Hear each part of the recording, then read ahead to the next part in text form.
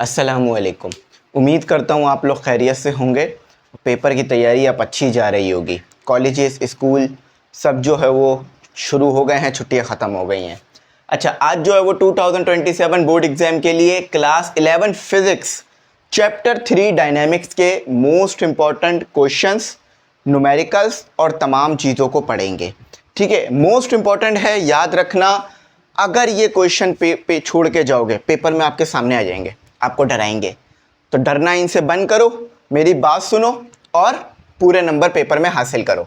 सबसे पहला क्वेश्चन है जो कि आसान है। अच्छा, एक चीज़ मैं आपको बता दूं कि भाई आप लोग हमारे बैचेस में इनरोल कर लो, क्योंकि इस बार बैच के अंदर आपको मिलेगा स्टूडेंट पोर्टल। क्या मिलेगा आपको?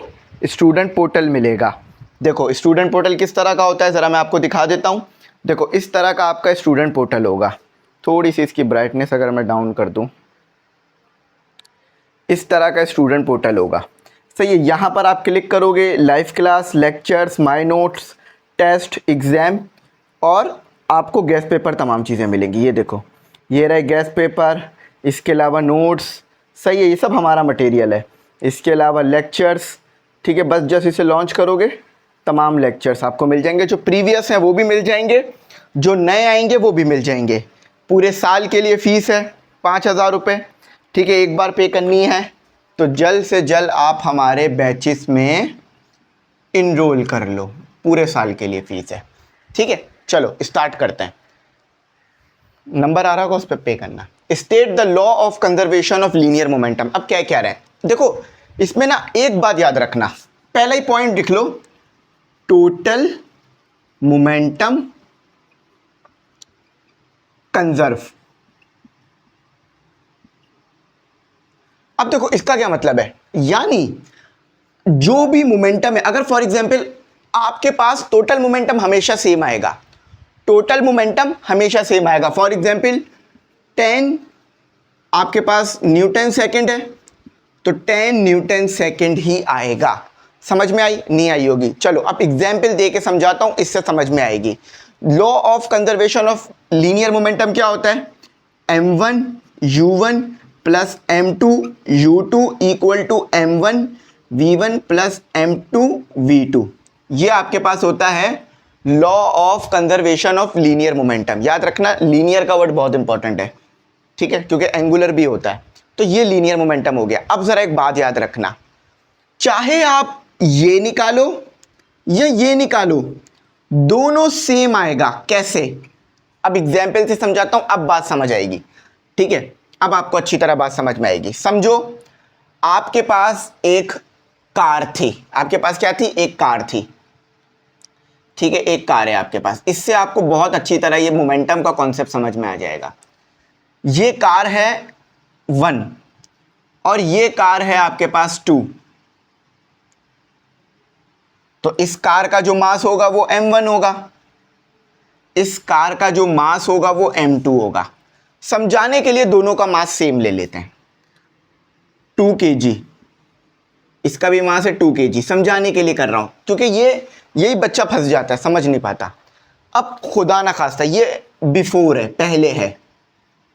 अब ये दोनों गाड़ियां रोड पे चल रही हैं, समझ लो सेम कंपनी की गाड़ियां हैं, सेम मास है। अब क्या होता है, इनमें कोलिजन हो जाता है, ये गाड़ियां आपस में टकरा जाती हैं।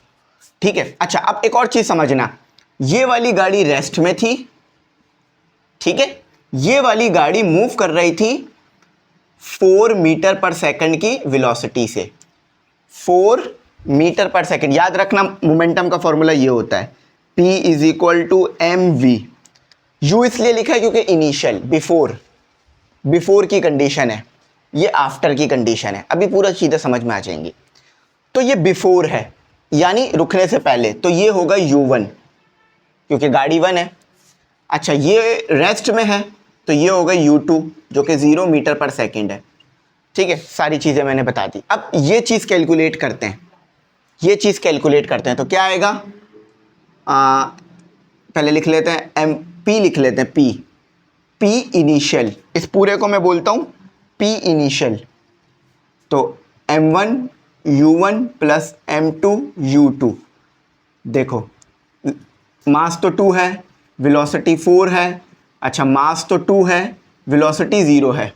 देखो पहली गाड़ी की वेलोसिटी क्या थी 4 और दूसरी गाड़ी की वेलोसिटी क्या थी 0, इधर पुट कर दिया तो क्या आ गया पी आई कह लो, 1 नहीं आई कह लेते हैं, इनिशियल 8 न्यूटन सेकंड आ रहा है आपके पास, सही है, 8 न्यूटन सेकंड आ गया। अब ये दोनों गाड़ियां टकरा गई, ये दोनों गाड़ियां टकरा गई, दोनों गाड़ियां क्या हुई टकरा गई, ये दोनों गाड़ियां आपस में टकरा गई, ठीक है, ये कोलिजन हो गया, होता है ना रास्ते पे। अब आपने हर किसी ने एक चीज़ नोट की होगी, जब गाड़ियां आपस में टकराती हैं तो पहले वाली गाड़ी रुक जाती है, ये सबने देखा होगा रोड पे होते हुए, पहले वाली गाड़ी रुक जाती है टकरा कर या पलट जाती है, दूसरे वाली गाड़ी आगे मोशन करने लग जाती है। तो ये अब आफ्टर है, यानी टकराने के बाद आफ्टर, अल्लाह ना करे कभी ऐसा हो, समझाने के लिए। अब मास तो वही रहा 2 kg, टकराने से मास तो कम नहीं होगा ना, 2 kg मास वही रहा 2 kg, लेकिन टकराने की वजह से क्या हुआ, ये गाड़ी रुक गई। अब बिफोर को हम वी कहेंगे, तो ये गाड़ी रुक गई और ये गाड़ी जो है वो पीछे वाली गाड़ी ने टकराकर अपनी वेलोसिटी दूसरी गाड़ी को दे दी, ये हो गई 4 मीटर पर सेकेंड, सही है।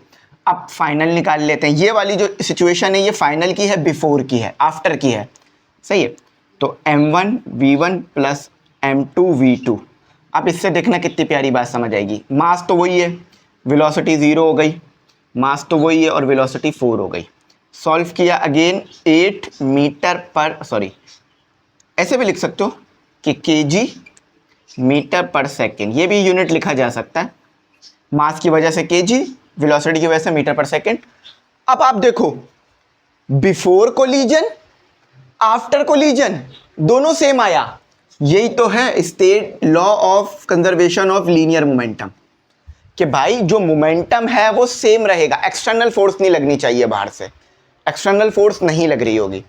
तो क्या हुआ, टोटल मोमेंटम क्या रहा, कंजर्व्ड, टोटल मोमेंटम क्या रहा, टोटल मोमेंटम कंजर्व रहा, यानी जो मोमेंटम इनिशियल आया था वही फाइनल। कभी एक गाड़ी टकरा कर रुक रही है, एक गाड़ी टकराने की वजह से मोशन कर रही है, लेकिन जो टोटल मोमेंटम आ रहा है, जो मोमेंटम आ रहा है वो सेम आ रहा है और चेंज नहीं आ रहा कोई मोमेंटम में, ठीक है। तो टोटल मोमेंटम देखो मैंने कितनी अच्छी एग्जांपल दी, अगर इसको दिमाग में रखोगे जिंदगी भर आपको चीजें डाउट क्लियर रहेगा कि भाई मोमेंटम में कोई चेंज नहीं आया। देखो टकराने से पहले का मोमेंटम देखो, टकराने के बाद का मोमेंटम देखो, सेम आ रहा है, तो इसी को कहते हैं total momentum conserve, total momentum same रहेगा। यहां क्या क्या लिख देते हैं, टोटल मोमेंटम 8 लिख देते हैं, ठीक है। तो देखो कंजर्व रहा, इसी को कहते हैं law of conservation of linear momentum, कि जो मोमेंटम टकराने से पहले था वही मोमेंटम टकराने के बाद भी आ रहा है। बेशक एक गाड़ी की वेलोसिटी पहले 4 थी और दूसरे की 0, टकराने के बाद दूसरे की 0 हो गई, पहले की 4 हो गई, मगर टोटल जब भी निकाल रहे हो सेम आ रहा है, टोटल जब भी निकाल रहे हो सेम आ रहा है, इनिशियल और फाइनल सेम आ रहा है। एक चीज़ फॉर एग्जाम्पल, एक चीज़ को लूज कर रही है तो दूसरी चीज़ गेन कर रही है, और दोनों को जब सॉल्व कर रहे हो तो सेम आंसर मिल रहा है। एक रियलिटी चेक ले लो कि ज़िंदगी में बहुत सारी ऐसी चीज़ें जो आपको नहीं मिलती। अब दो सिचुएशन है, या एक तो उस चीज़ को हमेशा के लिए छोड़ दो कि भाई नहीं मिल रही, ख़त्म बात, और दूसरा ये कि मेहनत तेज़ कर दो। मैं ये समझता हूँ कि भाई मेहनत तेज़ कर दो, मेहनत बढ़ा दो, क्योंकि यार आप अगर छोड़ दोगे ना किसी चीज़ को तो फिर आप अफसोस रहेगा यार ये चीज़ नहीं मिल सकी। तो मेहनत बढ़ा दोगे तो क्या पता मेहनत करने से वो गाड़ी या जो भी आप चीज़ खरीदना चाह रहे हो खरीद लोगे, ठीक है। बहुत सारे बच्चे प्ले स्टेशन खरीदना चाहते हैं, नहीं खरीद पाते, मेहनत करेंगे तो कर लेंगे। बात समझ आ गई, दोनों में डाउट क्लियर हो गया कि भाई टोटल मोमेंटम क्या रहा, कंजर्व, जो इनिशियल था वही फाइनल में भी आया। अब मैंने एग्जाम्पल इस वजह से दी कि इससे ना आपको ऐसा डाउट क्लियर होगा कि ज़िंदगी भर कोई नया डाउट क्रिएट ही नहीं होगा इसमें। एग्जाम्पल से बच्चों को समझा दो ना तो यकीन मानो हमेशा ज़िंदगी भर चीज़ें याद रख लेते हैं, एग्जाम्पल ना दो तो भूल जाते हैं। मेरा यही काम है कि भाई मैं कोशिश करता हूँ कि आपको एग्जाम्पल से समझा दूँ ताकि ज़िंदगी भर आपको याद रहे। अच्छा, अब इलास्टिक कोलिजन और इन इलास्टिक कोलिजन देखते हैं। क्वेश्चन नंबर 2 है, बल्कि ऐसे लिखते हैं, what is the difference between elastic and inelastic collision. Elastic और इनइलास्टिक कोलिजन क्या होता है? पहले यहाँ लिख लेते हैं इलास्टिक और फिर लिख लेंगे नीचे थोड़ा सा इनइलास्टिक। अच्छा, इसको रिमूव कर, बल्कि इसको लिखे रहने देता हूँ क्योंकि इसी से समझाऊंगा। ठीक है, पहले लिख लेते हैं इलास्टिक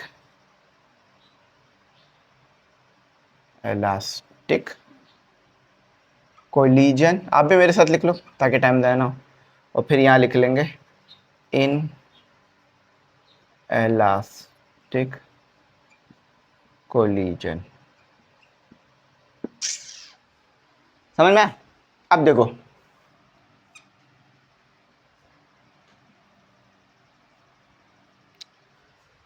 इलास्टिक कोलिजन जब ये गाड़ियां आपस में टकराएं और टोटल मोमेंटम कंजर्व रहे।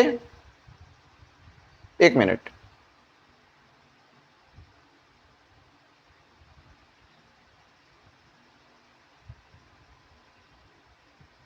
हाँ, इलास्टिक कोलिजन कब होगा? जब ये गाड़ियां दोनों आपस में टकराएं, टोटल मोमेंटम कंजर्व रहे।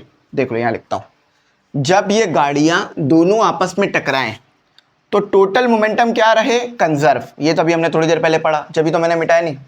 टोटल मोमेंटम क्या रहे? कंजर्व रहे, कंजर्व्ड।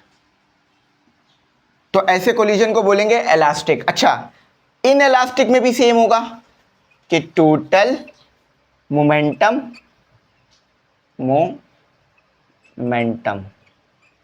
क्या रहे? कंजर्व रहे, कंजर्व, SERVED, कंजर्व रहे। तो सर फिर डिफरेंस क्या हुआ? इसमें काइनेटिक एनर्जी भी कंजर्व रहती है। देखो, दोनों आपस में टकराए, टोटल मोमेंटम कंजर्व रहा, टोटल मोमेंटम कंजर्व रहा, इलास्टिक और इनइलास्टिक कोलिजन कहलाएगा। मगर टोटल काइनेटिक एनर्जी भी कंजर्व रहे तो ये कोलिजन कहलाएगा इलास्टिक। अच्छा, अब total kinetic energy is not conserved, conserve. देखो, इसमें काइनेटिक एनर्जी कंजर्व रहेगी। जो काइनेटिक एनर्जी पहले थी वही काइनेटिक एनर्जी टकराने के बाद आएगी। इसमें काइनेटिक एनर्जी चेंज हो जाएगी, डिफरेंस क्या है? देखो, दोनों में मोमेंटम कंजर्व रहेगा, मोमेंटम कंजर्व हमने देख लिया। इसमें काइनेटिक एनर्जी सेम रहेगी, इसमें काइनेटिक एनर्जी चेंज हो जाएगी। अच्छा,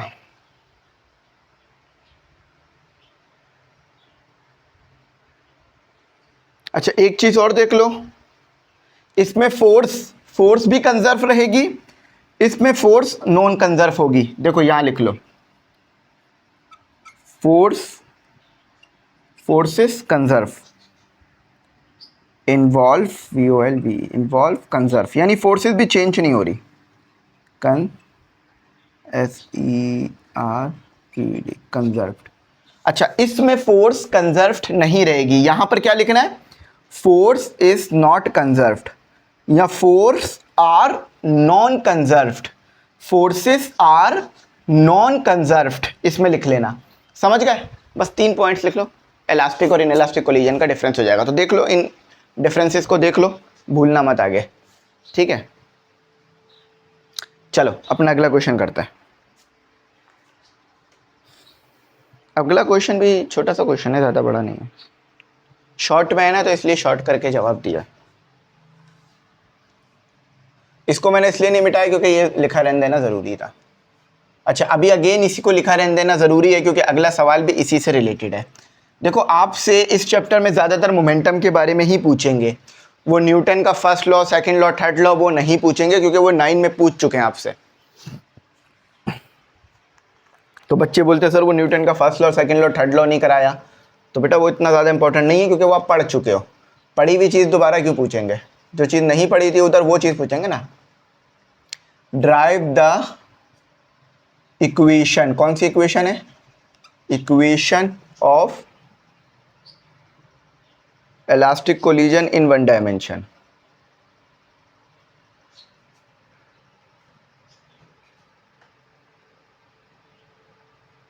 drive the equation for elastic collision in one dimension. एक काम करो, इस सवाल में पहले सवाल लिख देता हूँ, इसका मैं आंसर चला दूंगा। Drive the equation of elastic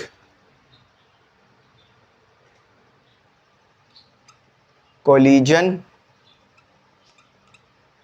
in one dimension, elastic collision in one dimension की इक्वेशन ड्राइव करनी है। अच्छा, इसके लिए आप यूज़ कौन सा फॉर्मूला करोगे, m1 u1 plus m2 u2 equal to m1 v1 plus m2 v2, ये आप यूज़ करोगे। अच्छा, अब इसका आंसर मैं बराबर में चला दूंगा क्योंकि यहाँ पर ये सही नहीं लिखा हुआ, यहाँ पर ये गलत लिखा हुआ है, तो इस सवाल का जो आंसर है वो मैं बराबर में चला दूंगा, ठीक है, क्योंकि ये काफ़ी लंबा क्वेश्चन है। बस छोटी सी डेरिवेशन है और ये डेरिवेशन मैं आपको प्रीवियस क्लासेस में पहले पढ़ा चुका हूँ, ठीक है। तो छोटी तो नहीं है बल्कि बड़ी है, जिसमें आप u1 u2 v1 v2 इसकी जो है वो इक्वेशंस निकालोगे। तो काफ़ी लंबा सवाल है ये, तो इसको मैं बराबर में चला दूंगा, उसको वहाँ से आप लोग ज़रूर जो है वो देख लेना, ठीक है।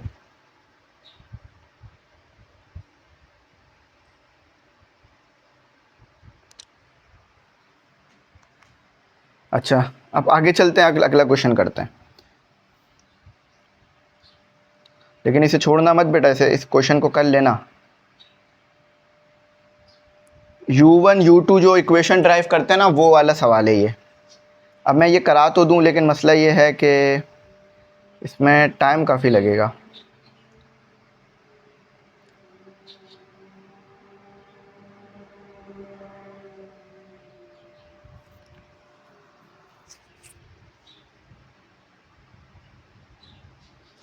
चलो अगला सवाल करते हैं, क्वेश्चन नंबर 4 करते हैं। अब ये मोमेंटम वाला हमारा हो गया है। अच्छा, जो मैं चलाऊंगा ना इस सवाल का जवाब वो देख ज़रूर लेना वो सही से, ठीक है। इस सवाल का जवाब देख लेना सही से, कहीं उसमें कोई गलती ना कर जाओ। बस ये इस एक क्वेश्चन में थोड़ा सा प्रॉब्लम आई है, वरना मैं इसे आगे करा देता, मसला नहीं था। शायद थोड़ा प्रिंटिंग मिस्टेक आई है या कोई इस तरह की मिस्टेक हुई है, जिससे ना इसका सवाल पूरा लिखा नहीं गया, जवाब पूरा लिखा नहीं गया इसका गैस पेपर में। तो वो गैस पेपर में भी मैं करेक्शन करवा दूंगा कि इसका सवाल का जवाब सही करवा दूंगा। अच्छा, अब क्या है, डिफाइन फ्रिक्शन। अब थोड़ा आसान हो गया, define friction and also define all types. देखो, ऑल टाइप से मुराद ये है कि जितनी आपको आती हैं वो कर देना। अभी मैं बता देता हूँ कौन कौन सी है। Types of friction, all types of friction which is given, which is, देखो जो आपको बुक में पढ़ाई है सिर्फ वो करना है, which is given in the book, जो कि बुक में आपको गिवन है, बस वो बतानी है, सही है। Define friction and also define all types of friction. सबसे पहले फ्रिक्शन डिफाइन करते हैं। Friction is the force that oppose the relative motion और the tendency of motion between two surfaces in contact. देखो, सबसे पहले फ्रिक्शन को ना समझ लेते हैं कि फ्रिक्शन होती क्या है, ठीक है। आंसर लिखते हैं, फ्रिक्शन is a opposing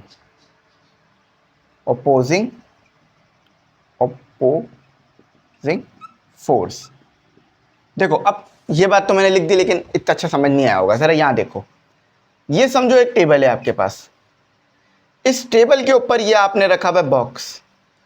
आपने क्या करा कि आपने कहा कि भाई मैं बॉक्स को इस तरफ मूव करा लूँ, तो आपने फोर्स अप्लाई की। जैसे ही आपने उस डायरेक्शन में फोर्स अप्लाई की, खुद ब खुद एक और फोर्स आ गई जो कि अपोजिट डायरेक्शन में लग रही है। आप किसी चीज़ को इस डायरेक्शन में मोशन कराने की कोशिश कर रहे हैं, आपने देखा कि मोशन हो नहीं पा रहा, मुझे ज़्यादा फोर्स लगानी पड़ रही है। क्यों? क्योंकि दूसरी डायरेक्शन में एक और फोर्स आ गई खुद ब खुद। अब आपने कहा चलो इस डायरेक्शन में मोशन करा लेता हूँ, क्योंकि इस डायरेक्शन में फोर्स लग रही है, तो फ्रिक्शन दूसरी तरफ चली गई। इसी को कहते हैं अपोजिंग फोर्स, यानी आपके मोशन को अपोज कर रही है। अब ये आती क्यों है? पुराना बिलीफ ये है, ओल्ड बिलीफ, यानी पुराने लोग ये सोचते थे, अगर मैं इसे जूम कर दूं, यहां पर इसे जूम करके दिखाऊं, तो पुराने लोग सोचते थे कि यार ये ना रफ है, बॉक्स रफ है और टेबल भी रफ है, जिसकी वजह से खुरदरापन होने की वजह से, रफनेस होने की वजह से, होता है ना सर्दियों में हमारे होठ और ये चेहरा रफ हो जाता है, खुरदुरापन आ जाता है, तो खुरदुरापन आ जाने की वजह से ये हो रहा है। मगर नया बिलीफ ये है कि भाई मॉलिक्यूल बॉक्स में भी हैं, मॉलिक्यूल टेबल में भी हैं, टेबल के मॉलिक्यूल बॉक्स के मॉलिक्यूल को अट्रैक्ट कर रहे हैं, फोर्स ऑफ अट्रैक्शन लगा रहे हैं, जिसकी वजह से मोशन नहीं हो पा रहा है। सही है, जिसकी वजह से मोशन अपोज हो रहा है। तो ये होती है फ्रिक्शन। कि अब दोनों तरीका मैंने बता दिया, ओल्ड बिलीफ और न्यू बिलीफ, कि भाई friction is a opposing force. अब टाइप्स ऑफ फ्रिक्शन देख लो, कुछ बेसिक टाइप्स पढ़ाता हूं ताकि ना आपको याद रहे। Types of friction. अच्छा, सबसे पहले फ्रिक्शन का फॉर्मूला भी पढ़ा देता हूं। फ्रिक्शन का फॉर्मूला मैंने आपको नहीं पढ़ाया अभी तक। फ्रिक्शन का फॉर्मूला होता है F is equal to mu N. ये है आपके पास कोएफिशिएंट ऑफ फ्रिक्शन को, स्पेलिंग पता नहीं, वो राइटिंग पता नहीं क्यों खराब हो रही है मार्कर से, कोएफिशिएंट ऑफ फ्रिक्शन। ठीक है, ये है नॉर्मल रिएक्शन। दोनों बता देता हूं क्या होता है नॉर्मल रिएक्शन। सवाल में यही करना, थोड़ा सा डिफाइन करना, डायग्राम बनानी और फिर फॉर्मूले को डिफाइन कर देना। देखो, कोएफिशिएंट ऑफ फ्रिक्शन ये तो कांस्टेंट है, सही है, ये तो कांस्टेंट है। अब एक फोर्स जो ऊपर की तरफ लग रही है, देखो आपके पास दो फोर्सेस होती हैं। अगर कोई चीज़ रेस्ट में है, यहाँ देखो, अगर कोई चीज़ बॉक्स रेस्ट में है, अगर कोई बॉक्स किसी टेबल पे रखा हुआ है रेस्ट में है, तो उस पर दो फोर्स लगती है। एक होता है वेट जो नीचे की तरफ होता है, एक होता है इसके अपोजिट में नॉर्मल रिएक्शन, इसे हम एन कहते हैं। सही है, वेट तो हम सबको पता है ना, जो हमें नीचे की तरफ खींचता है। मगर एक फोर्स और लग रही होती है जो कि हमें ऊपर की तरफ खींच रही होती है, ऊपर की तरफ धकेल रही होती है, वो नॉर्मल रिएक्शन होता है। ठीक है, अब हम पढ़ते हैं टाइप्स ऑफ फ्रिक्शन। फ्रिक्शन की टाइप्स, एक होता है हमारे पास स्टैटिक फ्रिक्शन।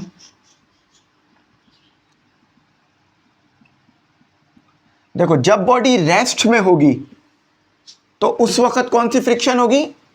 देखो, कोई आपके पास गाड़ी है, बल्कि गाड़ी के एग्जांपल ना लो, कोई आपके पास बॉक्स है जो कि टेबल पे रखा हुआ है और ये रेस्ट में है, तो अभी इसके ऊपर जो फ्रिक्शन लग रही है स्टैटिक है। और याद रखना, it is greater, GREAT, greater than, sorry, greater than that of other frictions. याद रखना, स्टैटिक फ्रिक्शन सबसे ज्यादा आती है। आपने कभी ये नोट किया है कि जो चीज रुकी हुई होगी ना, उसको मोशन कराना सबसे ज्यादा मुश्किल है। जब भी कहते हैं कि जो इंसान कुछ नहीं कर रहा, उससे कोई काम करवाना सबसे ज्यादा मुश्किल होता है, और अगर कोई इंसान कुछ कर रहा है तो उससे काम करवाना थोड़ा आसान होता है। तो सबसे ज्यादा जो फ्रिक्शन आती है वो स्टैटिक फ्रिक्शन आती है, क्योंकि बॉडी स्टैटिक लिख दिया मैंने, स्टैटिक को स्टैटिक।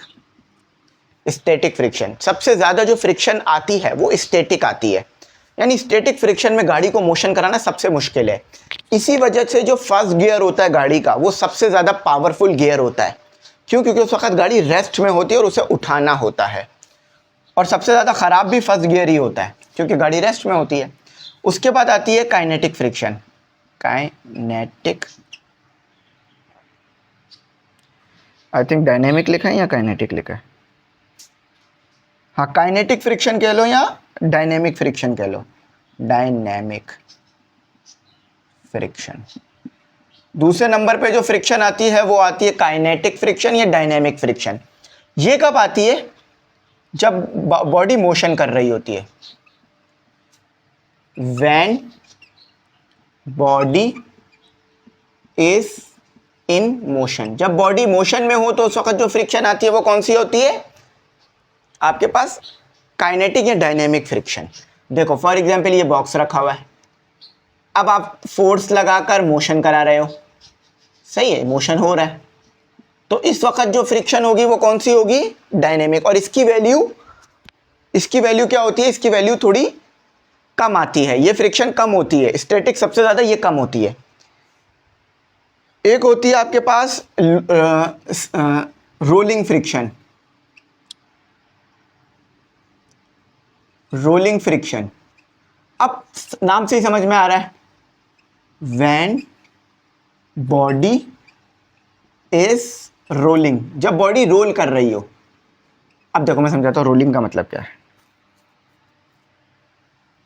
मैं भी बोलूं डबल एल आता है, मैंने एक एल की लगा। देखो फॉर एग्जांपल ये आपके पास कार है, ठीक है, इंशाल्लाह गाड़ी लोगे ना फ्यूचर में तो फिर इसको याद रखना। ये आपके पास एक कार है, टायर क्या करते हैं? रोल करते हैं, घूमते हैं। तो जब कोई चीज घूम रही हो उसको भी फ्रिक्शन लग रही होती है, जब कोई चीज घूम रही हो तो उस पर भी फ्रिक्शन लग रही होती हो, तो उसे भी हम रोलिंग फ्रिक्शन कहते हैं। अच्छा, अब सबसे कम जो आती है ना वो ये आती है, it is less than other.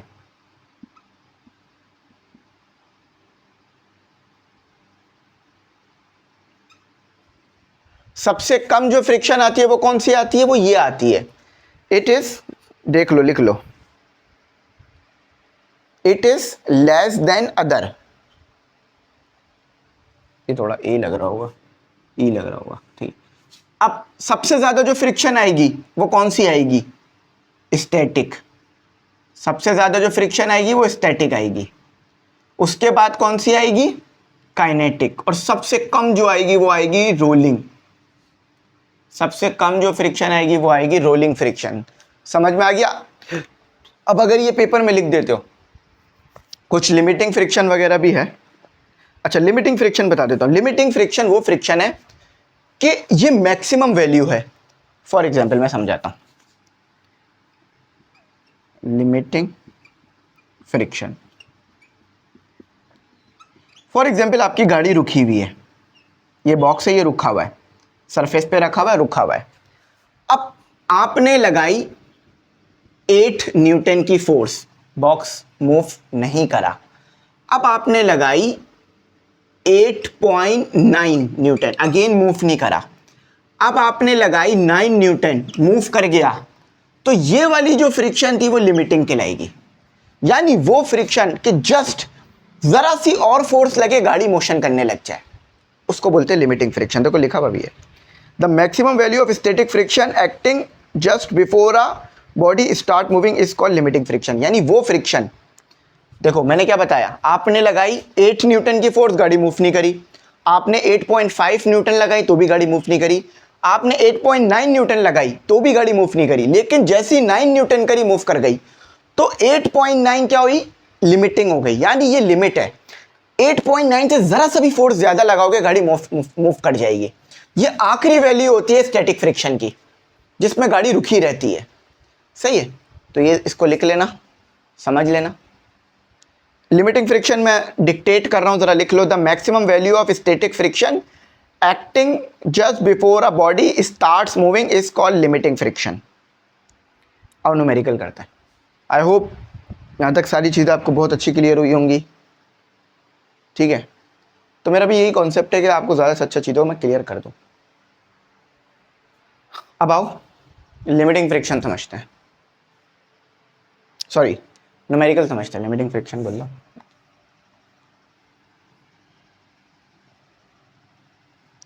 First year का लेक्चर थोड़ा सा लेंथी होता है, उसकी वजह सिंपल यही होती है कि भाई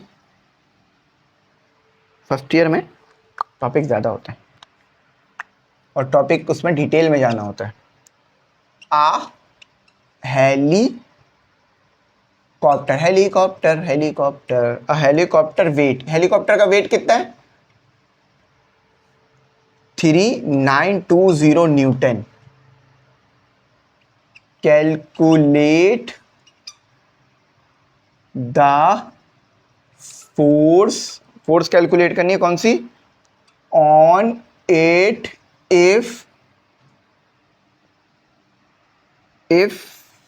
ऑन इट इफ इट, ये अलग है, इफ इट वाला अलग है।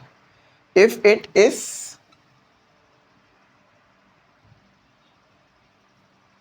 ascending up at the rate of 2 metre पर सेकेंड स्क्वायर। व्हाट, दो चीजें बतानी है। What will be the force on the helicopter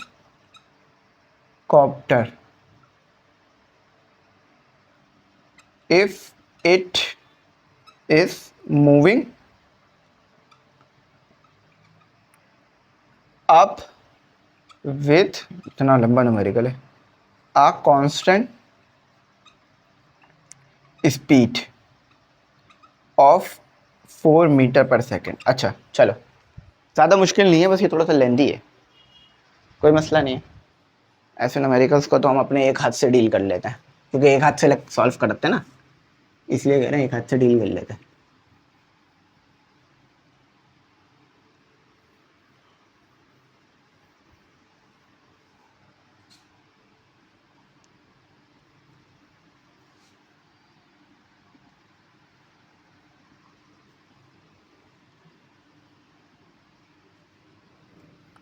चलो,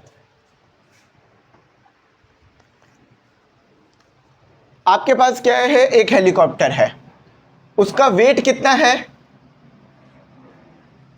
3920। देखो समझो, ये यहां लिखता है गिवन डेटा, और यहां लिखते हैं 2 फाइंड। दो चीजें फाइंड करनी होगी। हेलीकॉप्टर का वेट कितना है ये समझो, ये बना लिया मैंने एक हेलीकॉप्टर,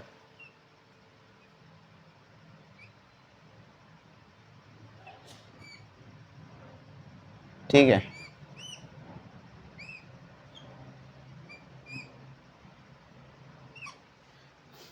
अच्छा लग रहा है, महंगा वाला हेलीकॉप्टर लग रहा है, ये बना लेते हैं। अच्छा, हेलीकॉप्टर का इसका वेट कितना? वेट यानी जो नीचे की तरफ लग रहा होगा, जो कि है 3920 newton. Calculate the force on it, force calculate करनी है, कितनी फोर्स इस पे लग रही होगी। अब मतलब ये जब ऊपर उठेगा, ऊपर की तरफ जाएगा तो फोर्स तो लगेगी ना।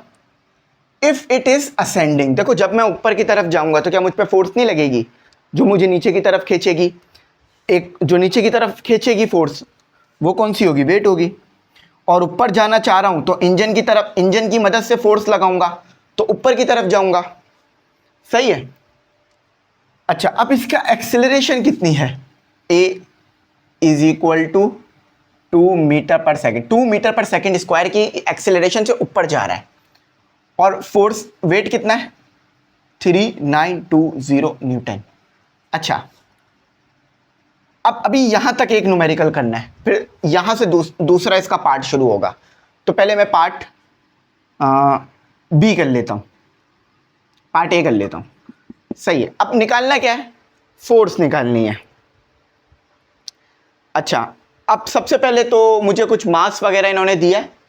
नहीं, मास नहीं दिया, वरना मास तो मैं कैलकुलेट करूंगा वेट की मदद से, वो तो आराम से आ जाएगा, कोई मसला नहीं है। अच्छा, अब एक बात सुनो, आपके पास टोटल फोर्स है। टोटल फोर्स क्या होगी? ये देखो, टोटल फोर्स, टोटल फोर्स देखो, हेलीकॉप्टर ऊपर जा रहा है, सही है, यानी इसको भी एफ कर लेते हैं, एफ प्राइम। हेलीकॉप्टर ऊपर जा रहा है, इंजन से कोई फोर्स लग रही होगी, ये टोटल फोर्स है, याद रखना। टोटल फोर्स निकाल रहा हूं, देखो हेलीकॉप्टर ऊपर जा रहा है, सही है, जा रहा है।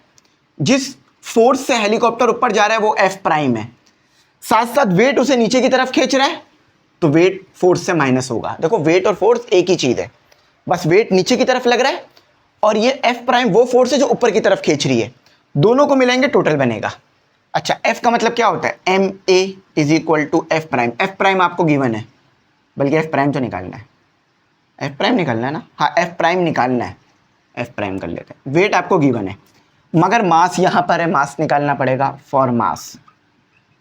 अच्छा, मास के लिए हम W is equal to M G, weight का फॉर्मूला यूज करेंगे। वेट कितना दिया हुआ है 3920। अब G की वैल्यू तो हम सबको पता है 9.8, नीचे लाके डिवाइड, तो मास आ जाएगा। कैलकुलेटर से कैलकुलेट कर लेते हैं, 3920 डिवाइडेड बाय 9.8, 400 kg। ठीक है, वेट अलग होता है, केजी या मास अलग होता है, ये तो हम 9th क्लास में पढ़ चुके हैं।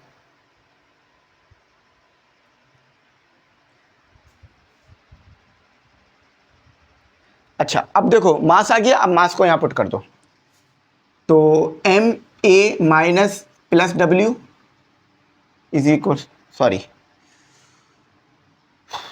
1 मिनट रुको ज़रा, हो क्या रहा है ज़रा देख लेते हैं। हाँ सही है, ये यहाँ माइनस हो रहा है, यहाँ के प्लस हो जाएगा और एफ प्राइम निकालना है। एम कितना है 400 और मास कितना, एक्सेलरेशन थी 2 और वेट कितना था 3920। फाइनल आपका फोर्स आ जाएगी, तो 2 मल्टीप्लाई 800 हो जाएगा ना, 800 प्लस 3920, तो ये आ रहा है 4720 न्यूटन।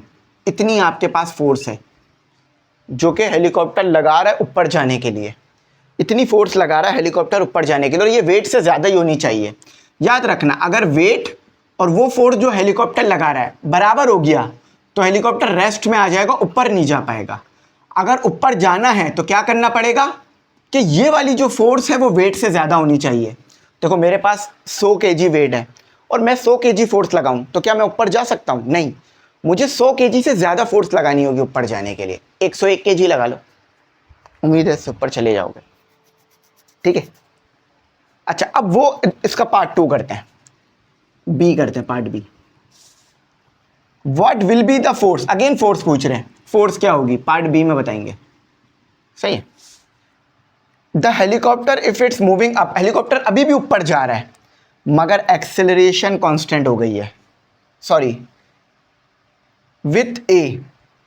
सॉरी एक्सेलरेशन नहीं, स्पीड कांस्टेंट हो गई है। अब याद रखना, जब भी स्पीड कांस्टेंट होती है एक्सेलरेशन जीरो हो जाती है, हम पढ़ चुके हैं कैसे, a is equal to V F minus V I upon T, यही है ना। अगर एक्सेलरेशन कांस्टेंट हो गई तो जो वैल्यू वी एफ की आएगी वही वैल्यू वी आई की आएगी, 2 मीटर पर सेकेंड। सोचो, देखो जो वैल्यू, अगर वेलोसिटी कांस्टेंट है, यहाँ कह रहे हैं ना स्पीड कांस्टेंट, यहाँ वेलोसिटी कांस्टेंट, तो जो वैल्यू आपके पास पहले थी स्पीड की वही वैल्यू बाद में भी आएगी। तो यहाँ पुट करो a is equal to 2 minus 2 divided by T, zero हो जाएगा, a इज इक्वल टू 0। समझे? तो अब अगेन यही फॉर्मूला यूज़ करो, क्योंकि अभी भी हेलीकॉप्टर ऊपर जा रहा है तो यही फॉर्मूला यूज़ करेंगे, असेंडिंग। ठीक है, तो M A F prime minus W, तो ए क्या है 0, ठीक है, एफ प्राइम माइनस डब्ल्यू, इधर ले आओ डब्ल्यू को, W is equal to F prime, F prime और वेट कितना था 3920 न्यूटन। तो अगर एक्सेलरेशन 0 है तो जो वेट होगा वही फोर्स आ जाएगी। यहां लिख लो कांस्टेंट स्पीड, बहुत जरूरी है।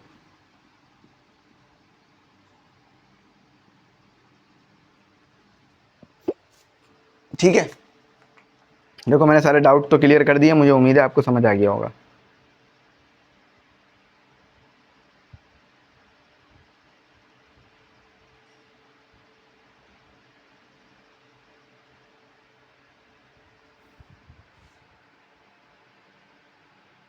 अच्छा अब आगे चलते हैं, काफ़ी लंबा टाइम जो है वो आपको खड़े होकर वीडियो बनानी पड़ती है। जिससे आपके पाँव में दर्द हो जाता है।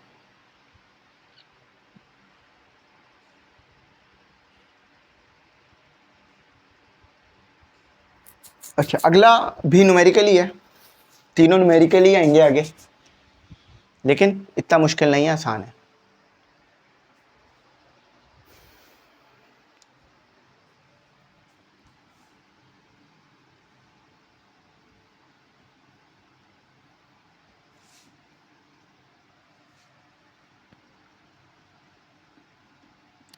मैथ और फिजिक्स में ना एक टाइप से सॉल्व करने का मटेरियल काफ़ी होता है, तो इसलिए टाइम ज़्यादा लगता है मैथ और फिजिक्स में। मैथ में तो काफ़ी ज़्यादा लगता है क्योंकि सॉल्व कराना पड़ता है।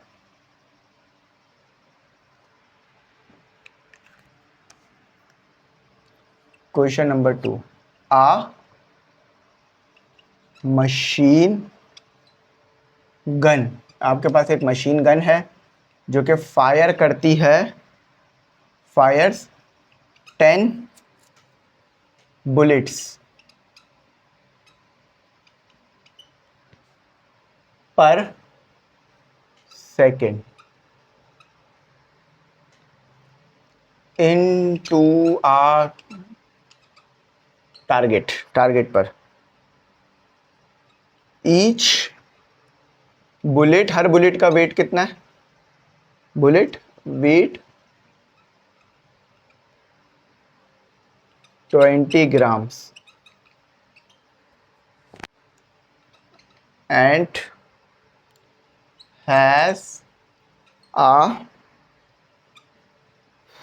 speed of 1500 meter per second.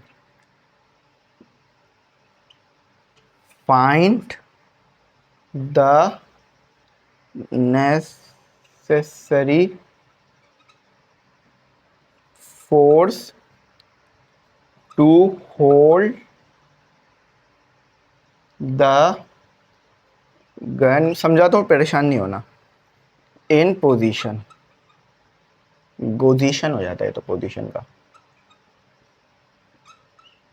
देखो क्या क्या रहा है, देखो आप जब बुलेट फायर करते हो तो यार पीछे रिकॉइल आता है ना, आपको भी फोर्स लगानी पड़ती है ताकि हाथ में गन होल्ड रहे। वो यही पूछ रहे हैं कि कितनी जो है वो आपको फोर्स चाहिए, कितनी फोर्स आपको गन पे लगानी पड़ेगी कि जब गोली फायर करो तो आपके हाथ में गन रुकी रहे, गन गिरे ना, क्योंकि फोर्स लगा के गन को पकड़े रखना है।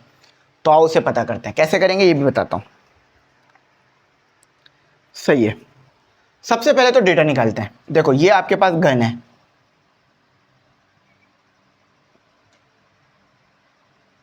ये आपके पास गन है, मैगजीन भी बना देता, अच्छी लग रही है ना गन, खिलौना टाइप है लेकिन अच्छी लग रही होगी। यहाँ ऊपर एम भी बना देता है, यहाँ भी एम बना देता है, ठीक है। देखो अब गिवन डेटा लिखता है, गिवन डेटा टू फाइंड अब मशीन गन, आपके पास मशीन गन है, कितनी बुलेट फायर कर रही है? 10 बुलेट फायर कर रही है। बुलेट कितनी है याद रखना, number of bullet, number of bullet जो कि है 10। अच्छा, पर सेकंड, हर सेकंड में, इनटू द टारगेट, टारगेट पर अब टारगेट कुछ भी हो सकता है। समझो यहां पर एक ब्लॉक रखा हुआ है, उस पर आप गोलियां मार रहे हो बार बार, ये गोलियां निकल निकल कर इसमें आके लग रही हैं। अच्छा, एक बुलेट का वजन कितना है? 20 grams. Each bullet weight, weight से मुराद मास कह रहे हैं, ये सही है, यूनिट भी लिखा हुआ है। तो एम कितना है एक बुलेट का? 20 ग्राम।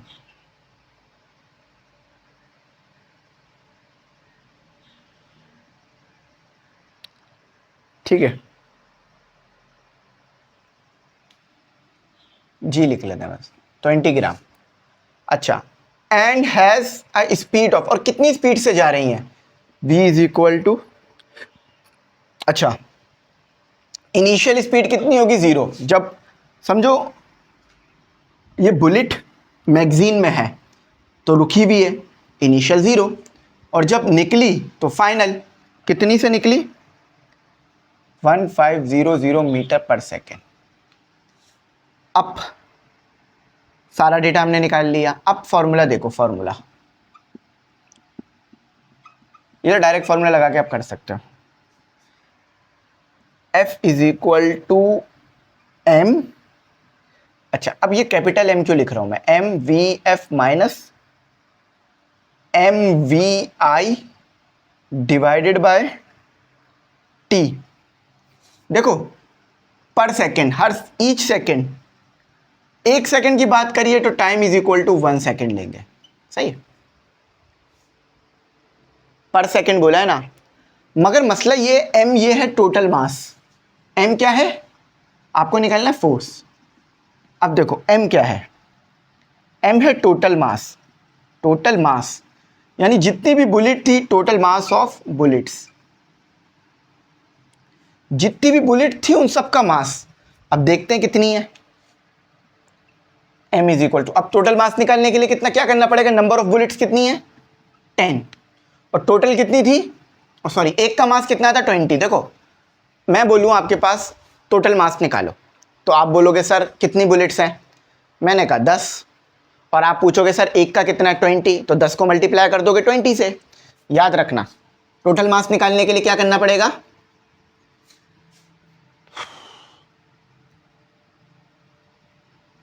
Number of bullet multiply by, देखिए मल्टीप्लाई कर रहा हूं ठीक है, डिवाइड नहीं कर रहा, mass of bullet, mass of each bullet, सही है। तो मैंने लिख भी दिया, तो कितना आएगा मेरे ख्याल से 200 आएगा। m इज इक्वल टू 200 ग्राम। अब मुझे ग्राम में नहीं चाहिए, केजी में चाहिए, डिवाइडेड बाय 1000, 0.2 kg, सही। अब इधर पुट करते हैं, m कितना है 0.2 और vf कितना था 1500, m कितना था 0.2 और 0। अब क्या किया मैं बताता हूँ, देखो m कितना है 0.2, vf कितना था 1500, m 0.2, vi 0, इनिशियल लिख दिया था मैंने, सॉल्व कर लेते हैं।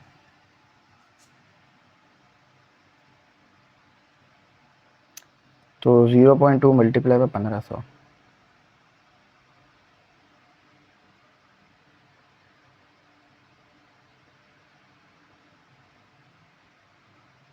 सही 300 न्यूटन, यानी 300 न्यूटन की आपको फोर्स लगानी पड़ेगी ताकि बुलेट आपके हाथ से ना, सॉरी बंदूक आपके हाथ से ना गिरे। जब बुलेट फायर कर रहे हो तो 300 न्यूटन की फोर्स लगानी होगी ताकि बंदूक आपके हाथ से ना गिर जाए। अगर इससे कम फोर्स लगाओगे तो बंदूक आपके हाथ से गिर जानी है। तो देख लो भाई, जब भी कभी बंदूक चलाओ तो ये चीज़ का ध्यान रखना। वैसे आप लोग क्यों चलाएंगे हैं, आप लोगों का क्या काम है बंदूक चलाने का।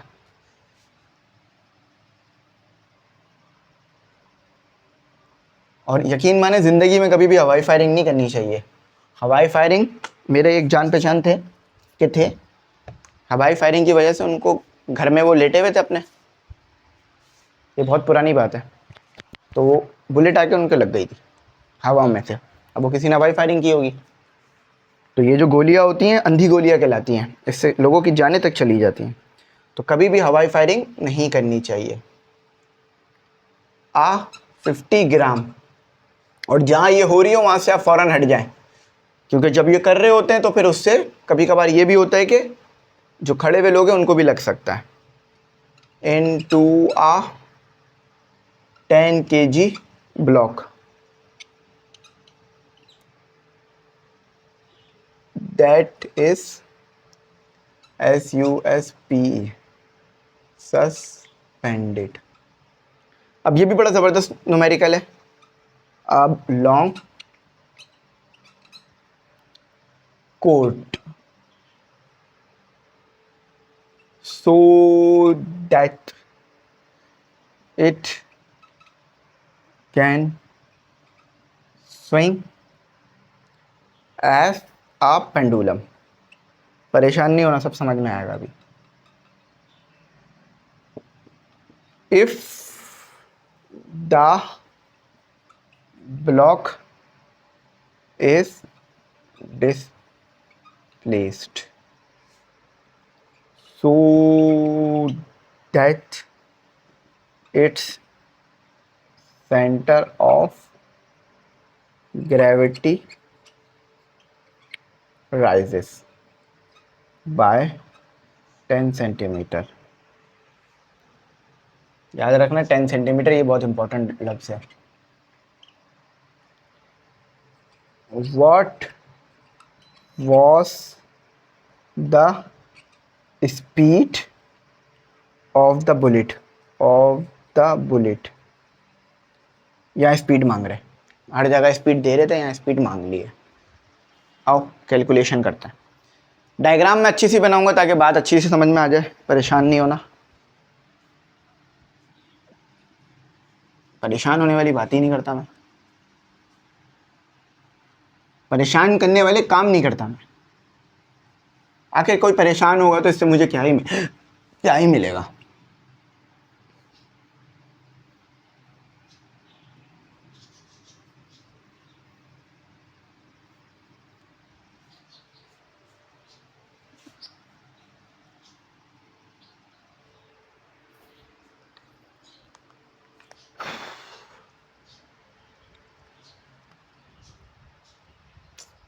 अच्छा चलें, समझे, ये आपके पास अगेन गन आ गई,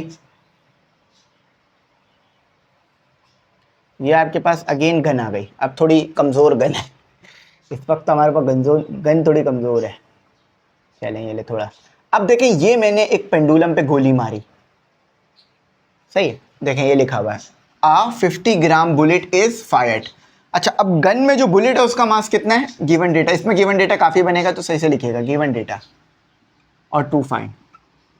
मैं डिटेल में समझाऊंगा, परेशान नहीं होना। देख लेते हैं कि नज़र आ रहा है, थोड़ा सा ऊपर चले गए लेकिन नज़र आ रहा है। ये बंदूक थोड़ी कमज़ोर बन गई है, इसको थोड़ी अच्छी वाली खाते पीते घर की बंदूक बनाते हैं, ठीक है। अच्छा देखो, मास ऑफ बुलेट, मैं पूरा तो लिखूंगा नहीं, MB लिख दिया, 50 ग्राम। अच्छा, मास ऑफ ब्लॉक, ये जो ब्लॉक है इसे ब्लॉक कह रहे हैं, इसे क्या कह रहे हैं, ब्लॉक कह रहे हैं। ये वो वाला ब्लॉक नहीं है जो आप हो जाते हो, ये वाला ब्लॉक है। तो इसे कह रहे हैं ब्लॉक, जो कि है M, इसे भी B कहना पड़ जाएगा फिर, क्योंकि ब्लॉक लिखा हुआ है। इसे मैं बड़ा B कह रहा हूँ, कैपिटल B, जो कि है 10 kg। अच्छा, बाय कॉर्ड यानी एक धागे से, रस्सी से लटका हुआ है और स्विंग करता है, पेंडुलम है, पेंडुलम की तरह स्विंग करेगा। If the block is displace so its centre of gravity rise by 10 centimetre. अब देखो होगा क्या,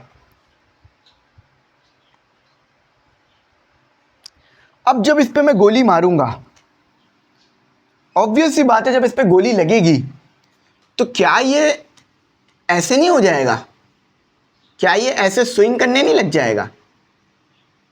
सोचो भाई, देखो कोई चीज धागे से लटकी हुई है, अगर आप उस पर फोर्स लगाओगे तो वो ऐसे मोशन करने लग जाएगी, है ना। अब ये रुकी हुई है, अब गोली लगेगी तो ये ऐसे मोशन करना शुरू नहीं हो जाएगा। सिंपल सी बात है, पेंडुलम की तरह मोशन करेगा। अब जब पेंडुलम की तरफ मोशन करेगा तो इसकी जो सेंटर ऑफ ग्रेविटी है वो 10 तक चली जाएगी, ऊपर चली जाएगी। अब इसे लिखते हैं 10 सेंटीमीटर डिवाइडेड बाय 100, तो h is equal to 0.1 metre, क्योंकि अभी आगे ये यूज करूंगा मैं।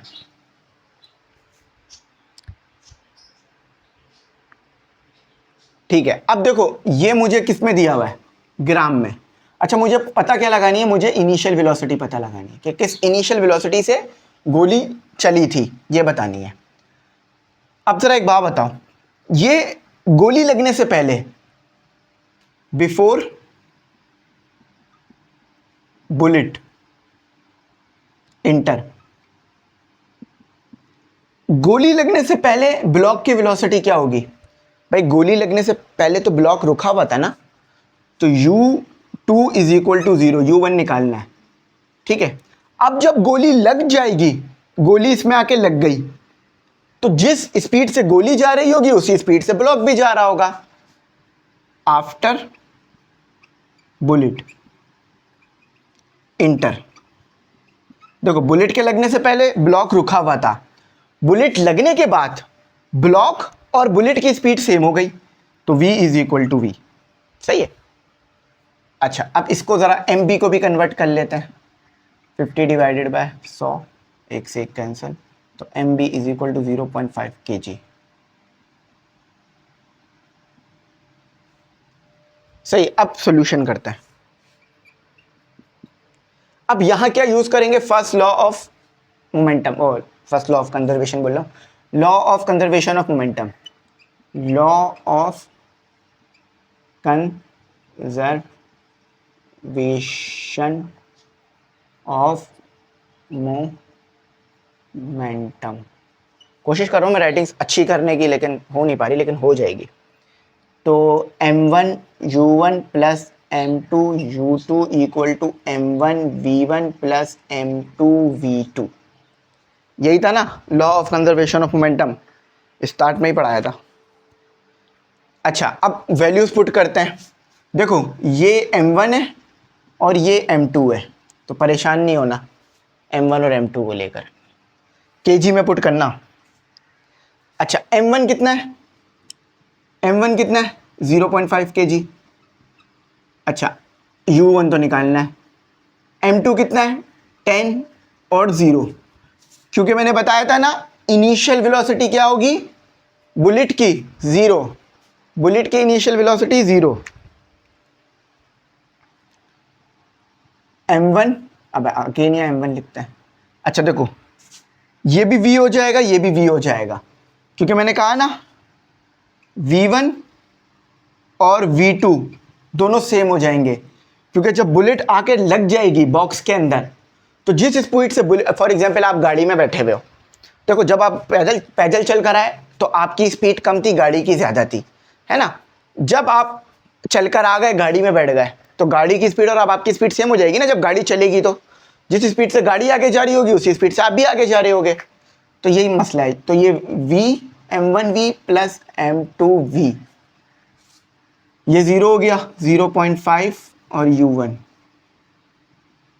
अच्छा, v कॉमन निकाल लिया, m1 प्लस m2 हो गया। अब v मेरे को नहीं पता क्या है, वो निकालते हैं। v मुझे कैलकुलेट करना है। अब m1 क्या है 0.5 और 10 और 0.5 यहाँ के डिवाइड, देखो ये 0 पॉइंट यहाँ के डिवाइड हो जाएगा। m1 0.5 और m2 10 है।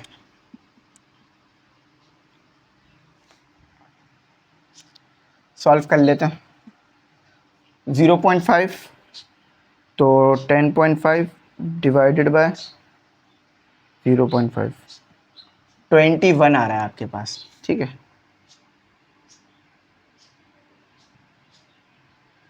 नहीं, आई थिंक मुझसे गलती हो रही है। अरे ये 1000 होगा। अच्छा, वो देख लिया मैंने, क्योंकि 1000 से डिवाइड कराते ना, तो 0.5 होगा। अच्छा, वो देख लिया।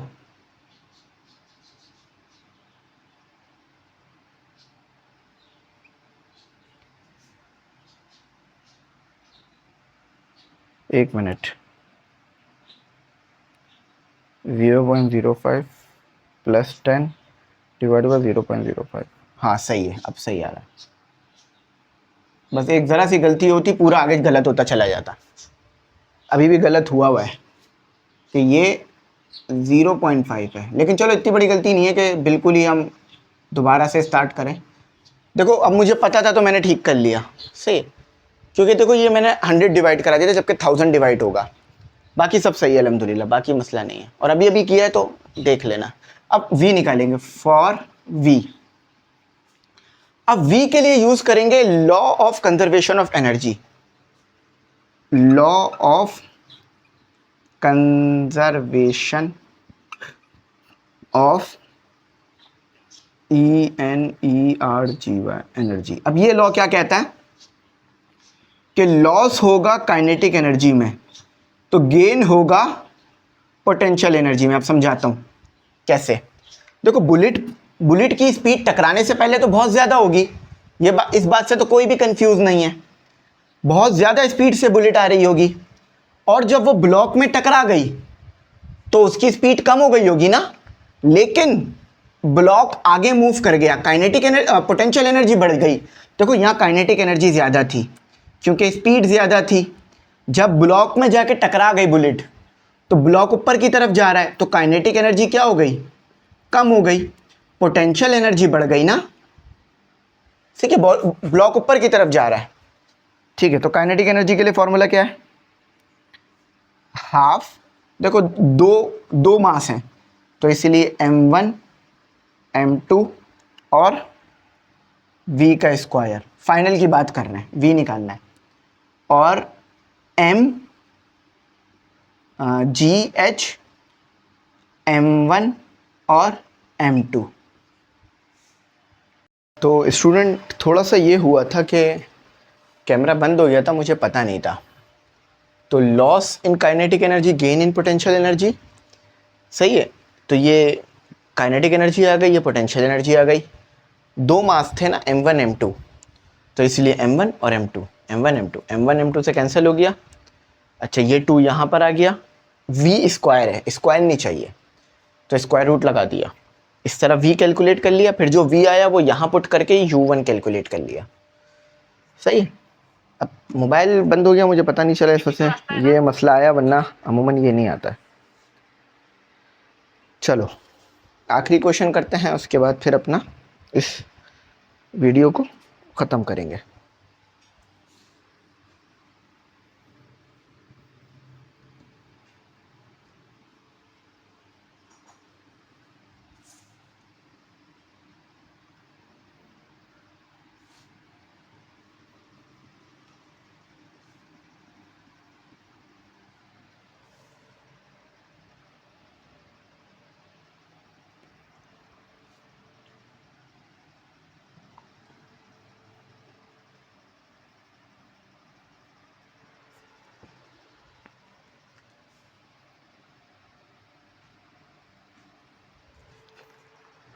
चलो आखिरी क्वेश्चन देखते हैं, क्वेश्चन नंबर 1, और ये लॉन्ग है। सही है।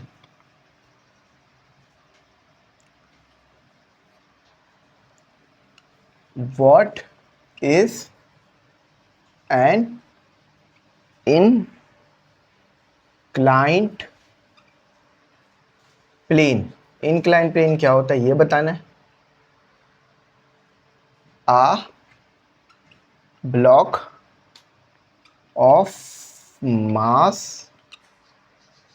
m, एक ब्लॉक है मास m जो कि हमने रखा हुआ है, is placed on an inclined plane, drive the relation for its acceleration when the block slides down। ये बड़ा इंपॉर्टेंट सवाल है। In the presence of friction, friction मौजूद है, याद रखना।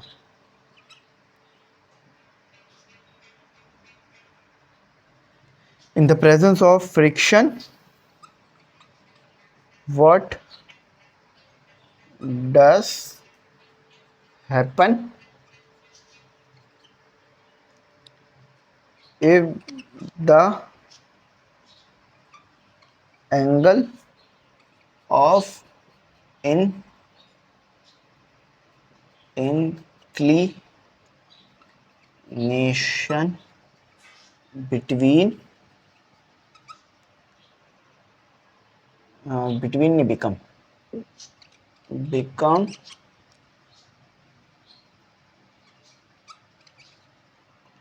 90 degree is necessary।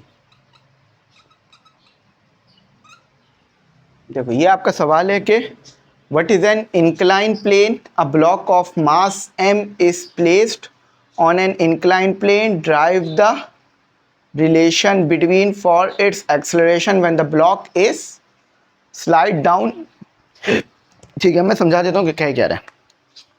Incline plane क्या होता है, देखो समझो ये आपके पास एक सरफेस था। अब सरफेस पर आप इस तरह से एंगल पर एक इंक्लाइन बनाते हो, इसी को कहते हैं इंक्लाइन प्लेन।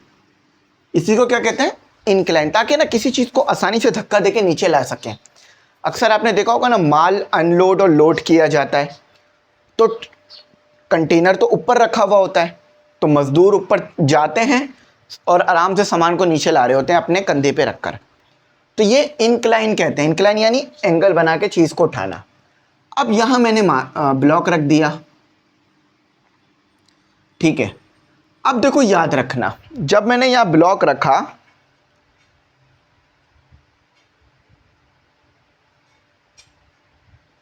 एक मिनट मैं जरा इंक्लाइन खोला देता हूं, ठीक है।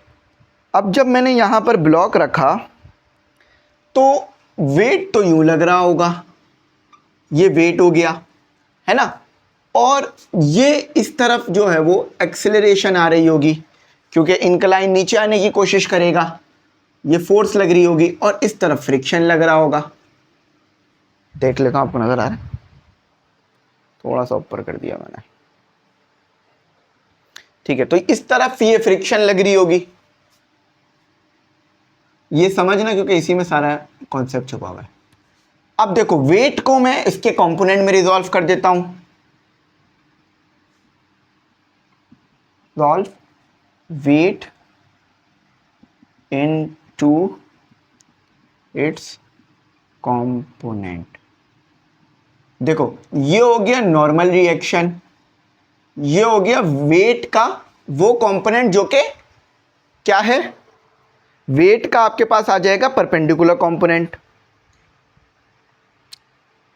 Perpendicular to the plane. देखो ये परपेंडिकुलर है ना प्लेन के, एक ये आ जाएगा। तो ये वाला जो वेट का कंपोनेंट है ये क्या है, एम जी, हाँ ये है एम जी कॉस थीटा होगा आपके पास, मैं देख लेता हूं।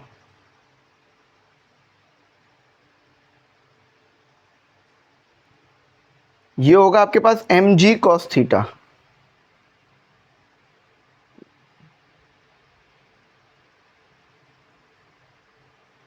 हाँ ये जो है वो परपेंडिकुलर कंपोनेंट है जो कि आपके पास क्या आ जाएगा, एम जी। नाउ सही से लिख लेते हैं, now resolve weight into its component. अच्छा ये हो गया आपके पास वेट का एम जी साइन थीटा, और ये वाला जो कंपोनेंट हमने निकाला है, ये वाला जो कंपोनेंट है ये है एम जी कॉस थीटा, और ये वेट है, सही, ये भी वेट है।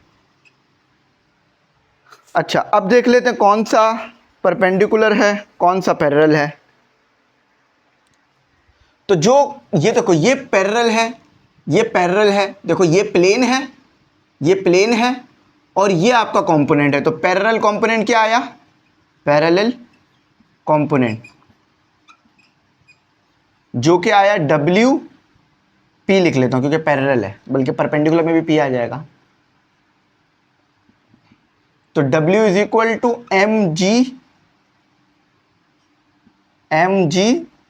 साइन थीटा आया, और परपेंडिकुलर देखो ये कंपोनेंट परपेंडिकुलर आ रहा है, ये कंपोनेंट परपेंडिकुलर आ रहा है, तो परपेंडिकुलर कंपोनेंट जो क्या आया, W is equal to M G sine theta, sorry cos theta. देखो कुछ नहीं किया, जो वेट था हमारे पास, ये वेट था, इसको मैंने इसके कंपोनेंट में तोड़ दिया।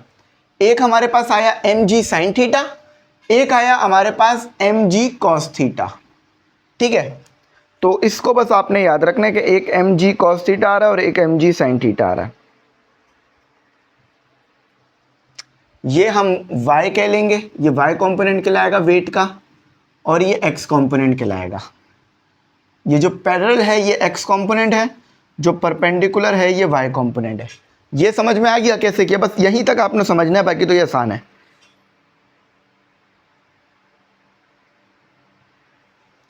ठीक है, अब ये हो गया। अब इसमें फ्रिक्शन मौजूद है, here here here we have friction. तो फ्रिक्शन अभी थोड़ी देर पहले पढ़ी, F is equal to mu N. अब देखो जो कंपोनेंट, याद रखना हमने ये चीज पढ़ रखी है कि वेट और नॉर्मल बराबर होता है अगर कोई चीज रेस्ट में हो, है ना। तो ये n किसके बराबर हुआ, WX के, क्योंकि देखो ना WY के n और WY दोनों सेम है, तो क्या आ जाएगा mg cos थीटा। तो यहां क्या आ जाएगा f की जगह पे, F is equal to mu mg cos theta. ठीक है, सही है। अच्छा, चाहो तो इसे mg लिखो या चाहो तो इसे ऐसे भी लिख सकते हो, म्यू n, mg n के बराबर है और cos थीटा, दोनों आपकी मर्जी है। क्योंकि देखो ना ये mg है ना, ये हमें पता है कि वेट बराबर होता है mg के, और यहाँ वो n के बराबर है, क्योंकि जितना वेट है उतना ही नॉर्मल रिएक्शन लिया है, इस वजह से। सही है। अच्छा, अब हम निकालेंगे नेट फोर्स यानी टोटल फोर्स। नेट फोर्स थोड़ा ये जल्दी करा रहा हूं क्योंकि टाइम कम है। Net force and total force, तो F is equal to WX minus WY, या फ्रिक्शन कह लो। फ्रिक्शन कम है, क्यों? क्योंकि ऑब्जेक्ट ये हमारा मूव कर रहा है, ये जो बोट है, ये जो हमारा बॉक्स है, ये मूव कर रहा है, ये बॉक्स हमारा मूव कर रहा है, तो इसलिए फ्रिक्शन को कम लिया है और WX को ज़्यादा लिया है, क्योंकि WX की वजह से मूव कर रहा है। अब WX क्या लिखा है, mg sin थीटा और minus mu n cos theta. Friction presence है, अगर फ्रिक्शन को मैं जीरो कर दूंगा तो ये चीज जीरो हो जाएगी, याद रखना। अच्छा, अब हमें पता है F किसके बराबर होता है, ma के। हेयर पुट ऊपर कर दो, तो ma is equal to mg sin theta minus mu n cos theta. अच्छा, अब चाहो तो इस n को दोबारा mg लिख लो ताकि सॉल्व करने में आसानी हो जाए। सही है। अच्छा, अब देखो m और g दोनों जगह पे मौजूद है, तो m और g को कॉमन निकाल लो, sine theta minus mu cos theta. m से m कैंसिल हो गया, तो a is equal to g। सही है, sine theta minus mu cos theta. अब अगर मैं फ्रिक्शन को जीरो ले लूं तो ये चीज जीरो हो जाएगी, फ्रिक्शन इक्वल टू जीरो, तो फॉर्मूला आ जाएगा a is equal to G sine theta. अगर फ्रिक्शन जीरो ले रहा हूं, अगर फ्रिक्शन प्रेजेंट है तो ये आएगा, और अगर फ्रिक्शन जीरो ले रहा हूं तो ये आएगा।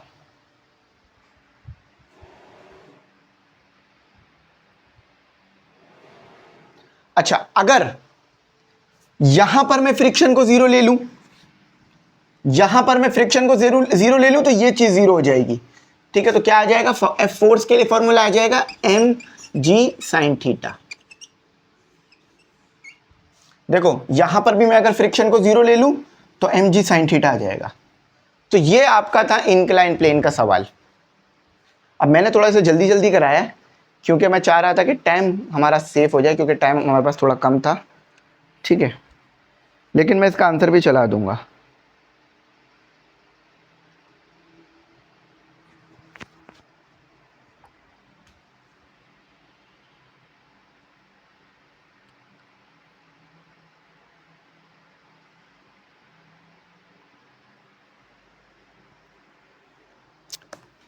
याद रखना बस, ये वेट को रिजॉल्व कर लेना। ये पैरेलल है, एक्स एक्सिस के मैंने लिख दिया पैरेलल कंपोनेंट, सरफेस के पैरेलल है, और ये परपेंडिकुलर कंपोनेंट। सही है। उसके बाद फिर फ्रिक्शन, नेट फोर्स वगैरह निकालिए सारी। तो आई होप यहाँ तक आपको समझ में आ गया होगा। आज के लिए यहीं तक रखते हैं। ये थोड़ा सा जल्दी करा दिया, लेकिन अगर ज़रूरत पड़ी मैं फिर करा दूंगा। Thanks for watching. अल्लाह हाफिज़। कीमती दुआ में ज़रूर याद रखें।